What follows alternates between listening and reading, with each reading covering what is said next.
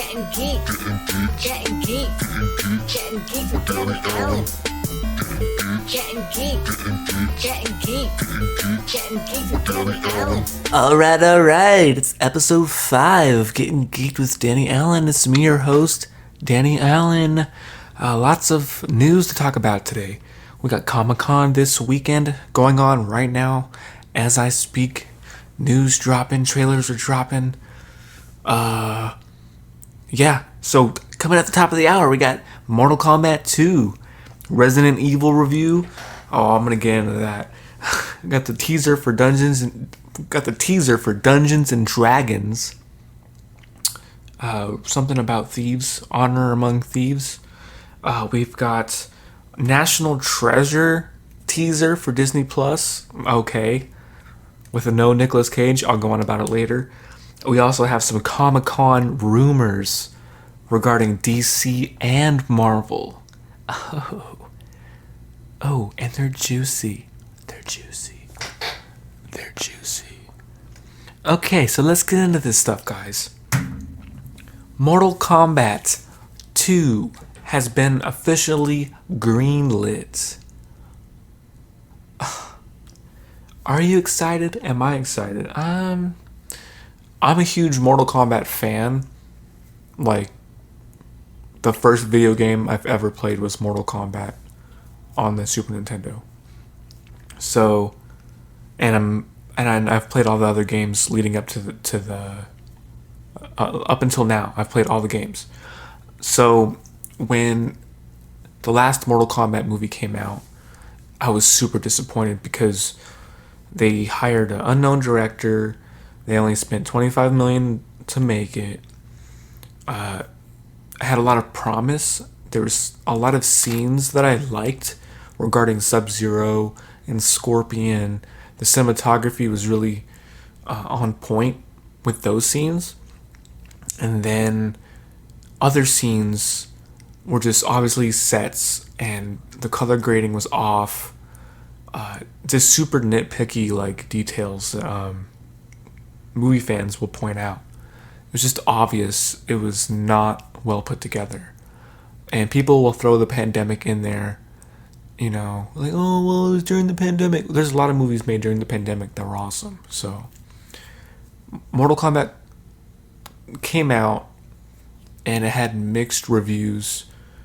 The general audience liked it. The main core audience hated it because they introduced a new character, Cole Young, blah blah blah. You know all how that turned out.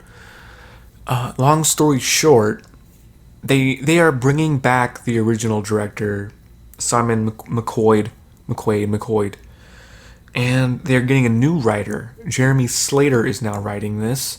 Jeremy Slater wrote Fantastic Four 2015. He wrote Death Note movie 2017. And then he wrote some Moon Knight episodes, which isn't bad.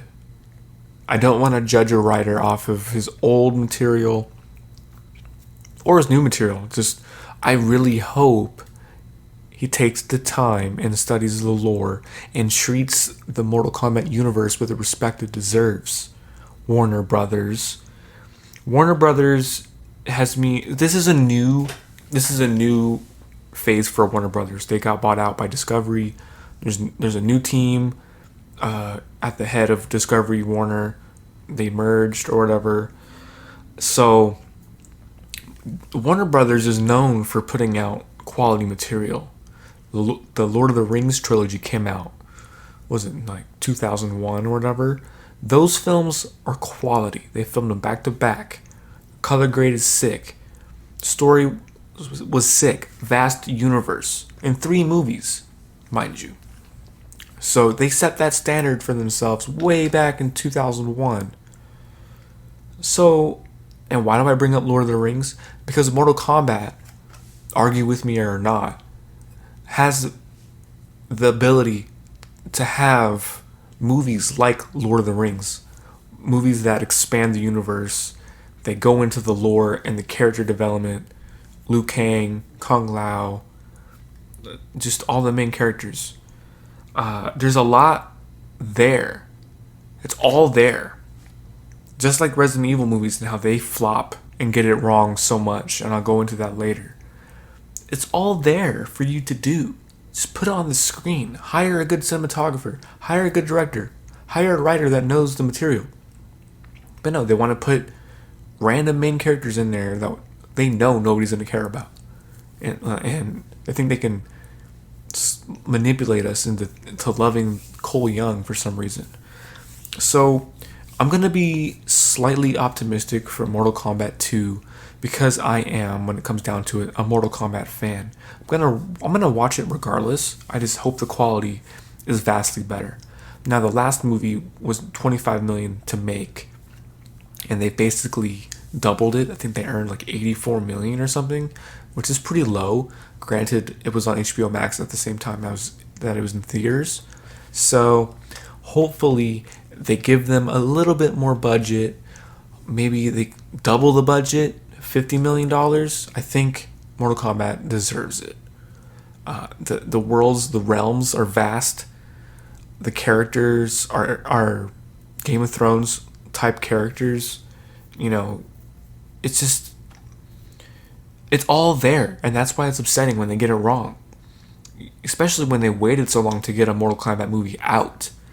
They've been taking their time with Mortal Kombat as a brand, and it's just really disappointing to see them making the most novice mistakes: lighting, set design, visual effects. It was just disappointing. So I want to hear from you guys. What do you guys think about Mortal Kombat 2? What do you guys think about the original director coming back and this new writer, Jeremy Slater, coming on to write it? I hope they lean into Liu Kang and Raiden more. And just, if anything, dude, they have to have some atmosphere. There was atmosphere in the original Mortal Kombat film, and that came out in '95. The set design was awesome. They had built sets. They obviously some of the CGI doesn't hold up, but they used it very minimal. It was very minimal in that film. It was very grounded. And then they tried to go big with Mortal Kombat, the second one, Annihilation. They had too big of ideas, and they didn't put the money into it. And you can tell. But even that movie is more enjoyable to watch than this reboot, in my opinion, because at least there was, the fight scenes were still amped up. You got the techno behind it. The score is super important. Maybe, like, I don't know, people like rock music, but they need something to hype up the fight scenes. If it's just a generic orchestra scoring the movie, it's not going to get the fans hyped up at all. Every Mortal Kombat scene with Liu Kang, the original, was peak. It just doesn't get better than that. I hope it's good. I hope Mortal Kombat 2 is good. What do you guys think about Mortal Kombat 2? Let me know in the comment sections, and let's talk about it. Because it is Mortal Kombat. Maybe they will do a better job at this time around. Maybe they hurt us. Maybe they won't bring back Cole. They probably will. But maybe they won't. We never know. Okay. Coming up next on Getting Geeked with your boy Danny Allen. Resident Evil. Resident Evil, guys. Have you guys watched the new Resident Evil series on Netflix? I did. And let me tell you, it was a chore. It was a chore. Resident Evil shouldn't be a chore to finish. There's only 8 episodes, and it was a chore. Dude, they had so much right in this show, and they had so much wrong with this show. It was so weird. The writing and the dialogue, dude, I'm not one to nitpick dialogue. But when you're talking about Zootopia, and got dance numbers in Resident Evil, it's obvious, Gen Z is on top of it's in front of the media right now, and it's written for them. But dude, it's so whack. It's corny, dude. It's cornball. And like I said, there's so much in there that could be good. You know, you get the future and then the past, and then they're trying to tease characters from the games when all we want is the characters from the games. And it was just bad, dude. I liked the movie, the last remake, Welcome to Raccoon City, a lot more. And that movie was, at least it looked like the games. I didn't like the casting, just like I didn't like the casting with the Netflix version. I just think the editing in that movie was very fast and it ended very abruptly. But there was a lot more. They could have done a lot more with that movie. Same thing with this Netflix show. They linger on the weirdest things. They show us things that happen in the future and immediately it doesn't make me care about the present at all. So this whole Resident Evil, like, the franchise is just weird because the movies, they weren't like the games either, but they at least kind of had a certain feel and they were like action based, and there was some horror thrown in there. I'm currently rewatching all the Resident Evil movies, and dude, I really like those movies. Hey, come for me, I don't care. Those movies were at least fun to watch. This Resident Evil show, it may have had the VFX, it had the budget. See, this is like the opposite of what Mortal Kombat. It had the VFX, it had the budget, it just didn't have the cast, and it didn't have the writing. So that's like the cinematography could have been great. Some of it was good, but when you don't have a solid writer, like the scripts are whack, and your cast's just whack, it just looks so like the daughters, their adult counterparts looked nothing like the teen versions of. So I didn't really buy it. It just didn't sit with me. And it's like the lowest rated Netflix show, I think, or the lowest rated Resident Evil thing or something. And Netflix went and was like, oh, we're super, Resident Evil's the most viewed show we've had. It's like, yeah, dude, we watched it, and that's it. That's all you're gonna get.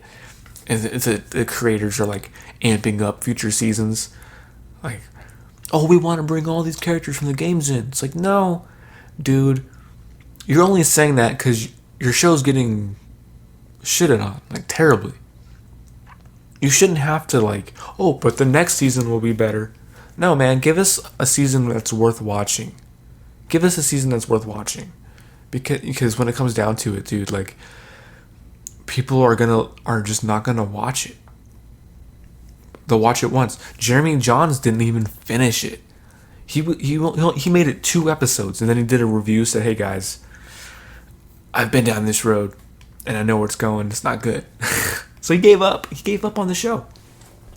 And that dude loves Resident Evil. It's just very telling. I just wish, I don't want to have to always be like, well, why don't they get better writers? They know what they're doing. They're making these choices on purpose. They're making these choices on purpose. So I know if a show like Cowboy Bebop will get canceled 3 weeks after it debuts, that's as close as you're going to get to an adaptation. So I really doubt that Resident Evil is going to get a season 2 or a season 3. I just doubt it. I really doubt it. I don't have much else to say about Resident Evil except for it made me want to go back and rewatch the game cutscenes, and it made me go back and rewatch the old movies, because I have to be like, I like Resident Evil, I love Resident Evil, so what's the problem? And it's just the forced writing, the angles, the cornball humor, and that they try to put into the show. It was just very weird. Very weird. The characters they chose to focus on. You know, the Wesker character, the actor did a good job. It's just miscast. They try to do the clone story. Sloppy. You know, it was like a reveal. It was supposed to be, they had like this whole mystery angle. Like, we don't know what's going on the whole time. We know what's going on the whole time. very, very frustrating with Netflix as far as all their adaptations. Like Stranger Things is dope. It's like the only thing I could really say like they've nailed. And it's original. That's the only reason why they've nailed it, because it's an original property. But everything else that they've done that's based off another IP, there's always some kind of hate towards it. There's always some kind of dialogue between the fans, the hardcore fans, the general audience, and what Netflix is choosing to do on purpose. They know they have to do this, this, and this. They know they have to do this, this, and this, but they're choosing to give us a mystery bag of whatever they want to do. So they know what they're doing. The fans are going to say what they want to say about it. What did you think about Resident Evil? I'm not even going into any spoilers or anything like that. That's just my general review. What did you think about Resident Evil on Netflix? Comment below and let me know your thoughts on this whole Resident Evil thing. Do you want another season? Do you think they should pivot and continue on kind of, but have new characters? I don't know if they can save it. I don't know if they could save it. They would have to throw everything into season 2. Leon, Ada, the whole everybody. I doubt they'll do it. Alright, moving on. So as you guys know, Comic-Con's going on in San Diego right now. Lots of panels are happening, lots of announcements, super exciting stuff, and we've got our first look at Dungeons and Dragons. Teaser trailer for Dungeons and Dragons.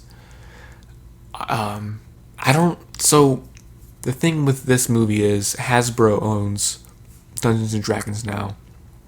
And there was an article a few months back, probably a year back, and they said they're focusing on Dungeons and Dragons, and they're going all in on that, and they're not going in on Power Rangers.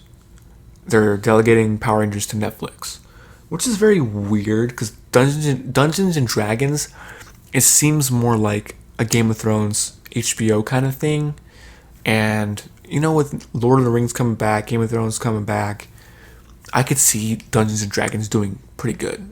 At the box office, I don't know though, to be honest. It's got a stacked cast. The teaser was pretty good. The visual effects were like on point. I will give it that. If it's got good visual effects and good color grading, you're already into good with me. Like I will watch it. I liked what I saw. I don't really know what I saw because I don't know anything about it. I've learned more about Dungeons and Dragons in Stranger Things more than anything. Like I never played Dungeons and Dragons, so from what I've seen, I'm pretty hyped about it. It's not my most anticipated movie, but when it rolls around, I will check it out. Chris Pine, gotta check it out. What did you guys think about Dungeons and Dragons? Not much to say about it because I'm not very informed about the lore. I know there's a lot of different books for the game for when you play. A lot of it's making up your own stories. So I'm excited to see what they do with it.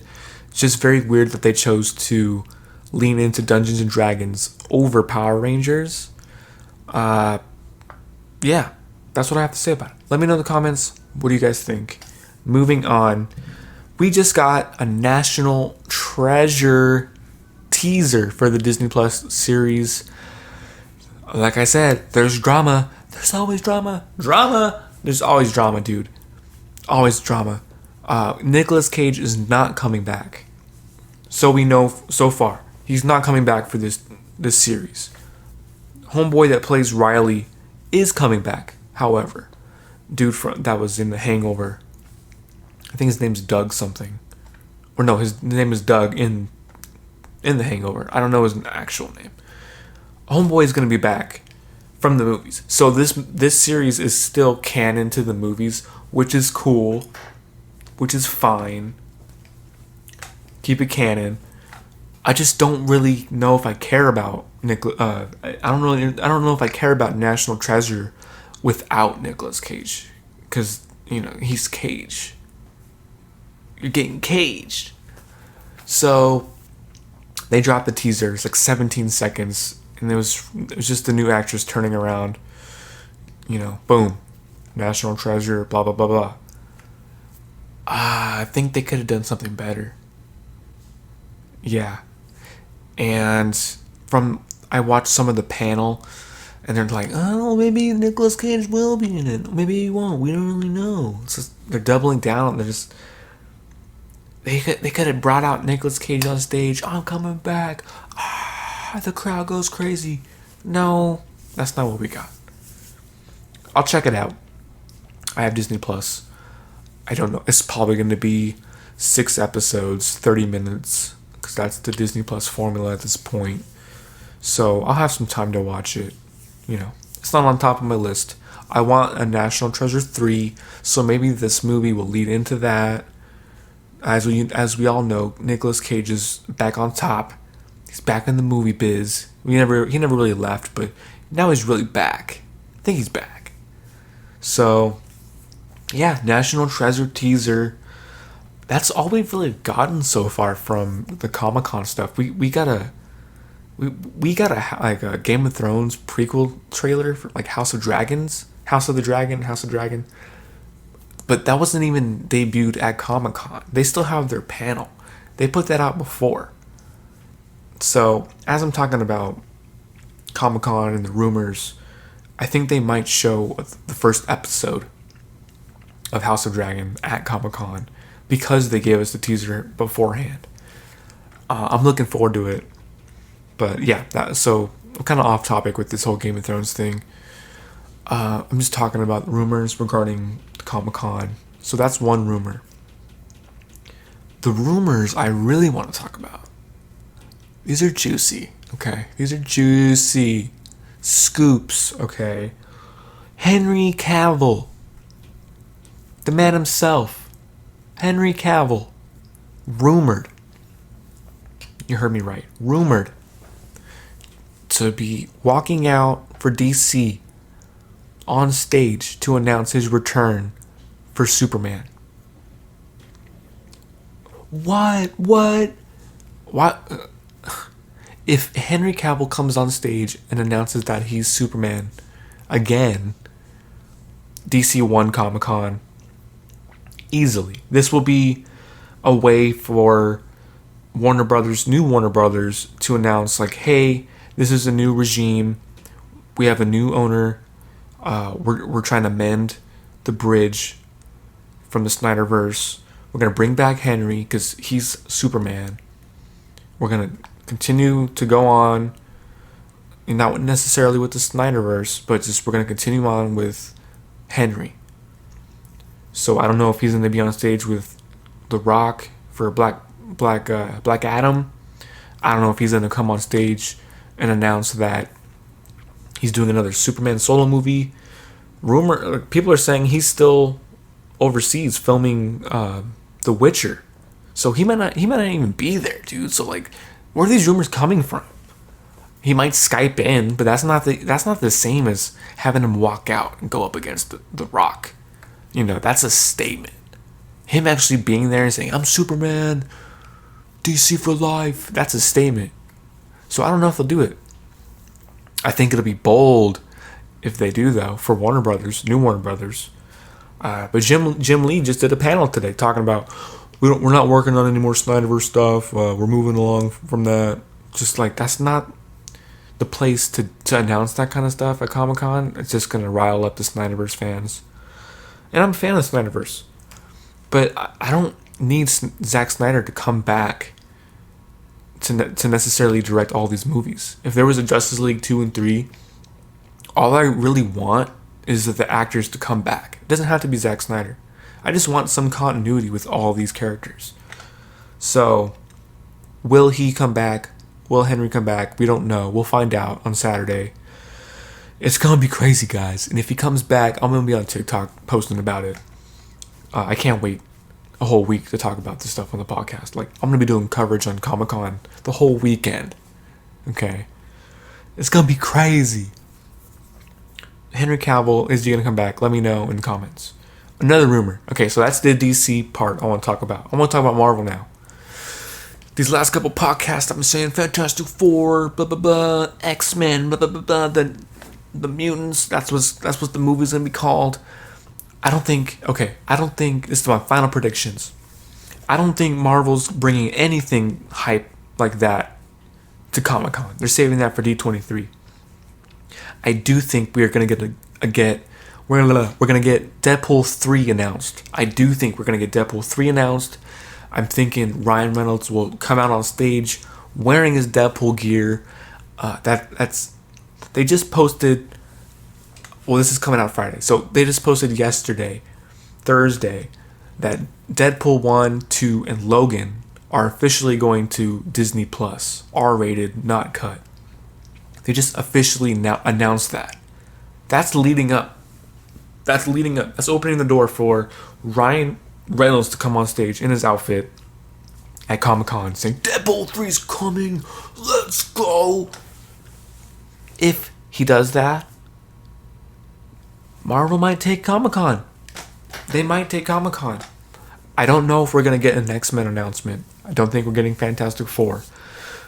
We're going to get Ant-Man footage, Black Panther footage, stuff that's already been filmed and in the pipeline. We're going to see that first. We might get some Captain America 4 stuff. We might get a Thunderbolts announcement. That's all I'm willing to bet on at this point. I don't think they're going to announce the X-Men. I don't think they're going to announce Fantastic Four. I do think they're going to announce Deadpool 3. They were just talking about it a few months ago saying Disney's not going to hold us back. They're going to let us write the movie we're going to write, and then we're going to go from there. So I'm placing my bets. Deadpool 3 on Saturday. Reynolds is coming out in his gear. Boom. Deadpool 3. It's coming. Maybe he'll bring out Hugh Jackman. No, I doubt it. He's not bringing out Hugh Jackman. What if they announced the New Mutant, or not the New Mutants? What if they announced the new X-Men project, The Mutants? What if they announced Fantastic Four? What if they announced all this stuff? That'd be wild. That'd be wild. I think they say they had 90 minutes for their panel. So that's a decent amount of time. We'll probably get some She-Hulk stuff. All that's X-Men 97 for the animated series that's coming back. I am looking forward to that. I don't know how they're going to do it with the voice cast. Not everybody's alive, so rest in peace. I think it was Cyclops. The actor that played Cyclops passed away. Rest in peace. Hopefully it turns out good. If the animation looks anything like the original, I'm in. I'm definitely in. So, what do you guys think about all these Comic-Con rumors? We're right in the thick of it. Is Deadpool gonna happen on Saturday? Are they gonna announce the X-Men, Fantastic Four? Is Henry Cavill gonna come on stage? Are we gonna get a Secret Wars announcement? There's just so much going on. And we'll find out soon, won't we? Oh, we will. We will find out. And until then, you've been listening, you've been watching Getting Geeked with your boy Danny Allen. Make sure you go to geekedmedia.com. That's the main hub. Check out the channel, YouTube, Spotify. Rate the Spotify. Like and subscribe on YouTube. Let's go.